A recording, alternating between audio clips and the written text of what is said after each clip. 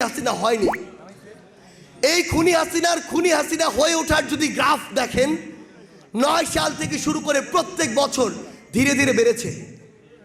কিন্তু সবচেয়ে বড় কথা হচ্ছে, আমরা আগামীর বাংলাদেশে আজকে থেকে 16 বছর পরে আবার কাউকে খুনি হয়ে উঠতে দিব কিনা, ফ্যাসিস্ট হয়ে উঠতে দিব কিনা, স্বৈরাচারী হয়ে উঠতে দিব কিনা, এটা আমাদের আজকের কাজের উপরে নির্ভর করে, আজকের প্রতিবাদের উপরে নির্ভর করে।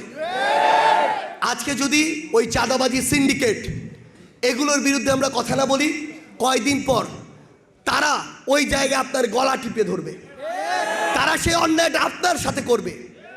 আমরা বাংলাদেশের অনেক সম্ভাবনা দেখি, কিন্তু এই সম্ভাবনার সাথে সাদৃশ্যপূর্ণ যে বিষয়গুলো, সেগুলোতে বুক ফুলিয়ে সিনা টান করে আমাদের দাঁড়িয়ে যেতে হবে।